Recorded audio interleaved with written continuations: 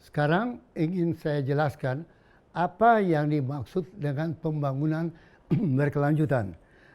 Pertama, pembangunan berkelanjutan hasil dari satu studi, dari satu komisi, dari World Commission on Environment and Development yang dibangun oleh Perserikatan Bangsa-Bangsa yang mengadakan satu studi di sekeliling bumi ini, di semua negara, dan sampai pada kesimpulan bahwa sustainable development, pembangunan berkelanjutan yang perlu kita kembangkan adalah development that meets the needs of the present without compromising the ability of the future generations to meet their own needs.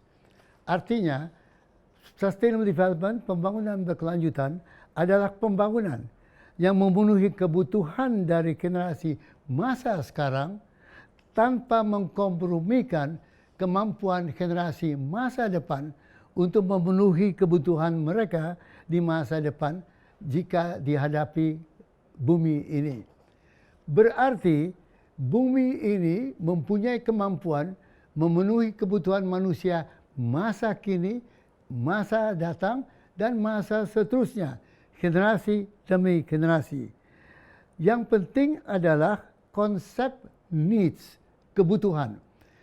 Kebutuhan ini adalah sangat fleksibel.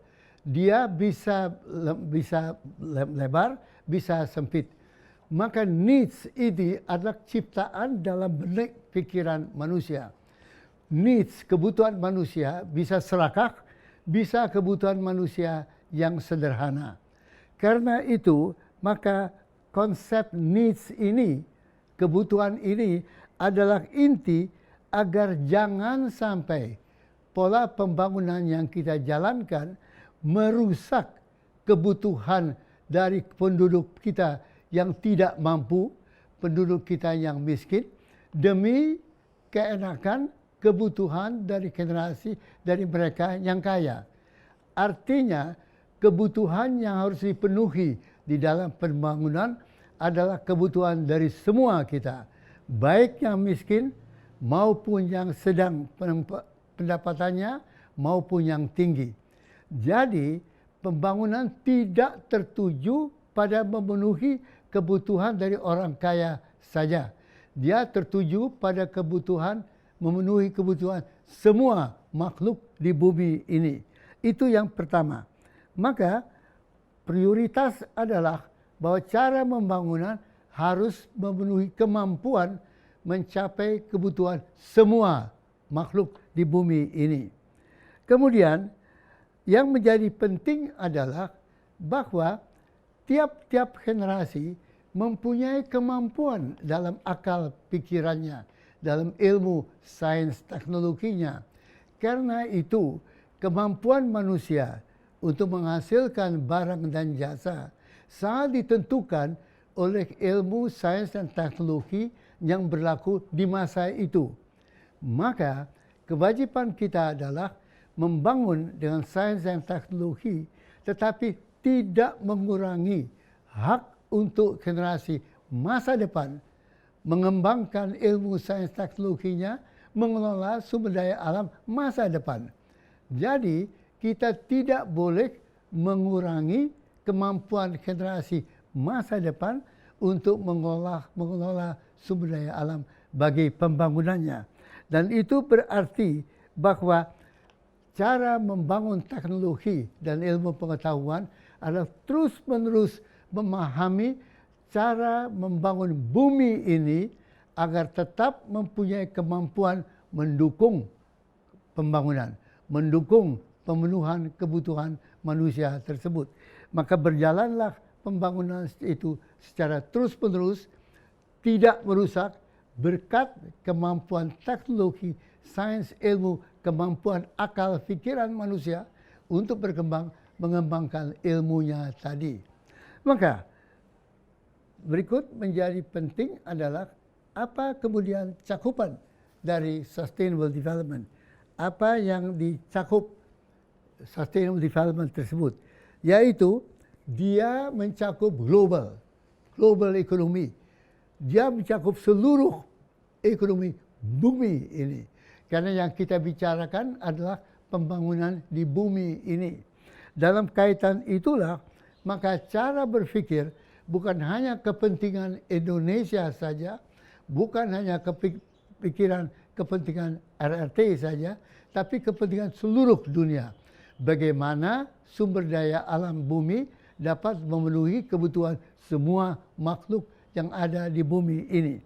Dan kemudian yang menjadi penting adalah kehidupan pembangunan di bumi ini menghendaki satu interaksi etika, satu sarana, satu sikap perilaku moral yang menjelaskan bahwa manusia hidup secara bersama, bahwa sumber daya alam itu bukan milik orang per orang, bukan milik Indonesia saja, tapi milik semua umat manusia itu. Agar dengan demikian terjadi interaksi sumber daya alam itu dengan moral manusia tadi. Sehingga manusia tidak rakus merusak sumber daya alam untuk kepentingan dirinya saja. Hal ketiga adalah bahwa bumi ini mempunyai sistem iklim ada. Bumi ini mempunyai sistem ekosistem. Ada hujan turun, menyuburkan tanah, menumbuhkan tanaman, dan tanaman melepaskan oksigen, menimbulkan udara untuk dihirup manusia, agar manusia bisa hidup, dan terjadilah satu ekosistem hubungan antar manusia dengan alam itu. Maka hubungan antara bumi, iklim, dan ekosistem merupakan hal-hal yang kita garap dalam pembangunan berkelanjutan ini. Dan semua ini menghendaki satu tata kelola pemerintahan.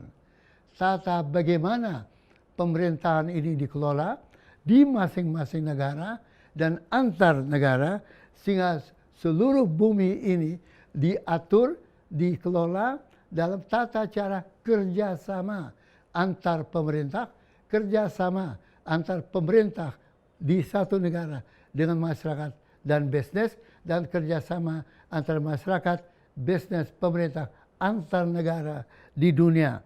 Sehingga tumbuhlah kebutuhan bahwa manusia ini terus berkembang dengan daya mampu untuk meningkatkan kemampuan ilmu manusia untuk agar dia bisa berkembangkan cara mengelola sumber daya alam secara saintifik dengan sains dan teknologi, terus mempunyai kemampuan menghasilkan modal buatan manusia, pabrik, mesin, modal manusia yang dihasilkan dengan otak, akal, pikiran, dan terus-menerus mempunyai kemampuan memelihara penciptaan Tuhan atas alam ini.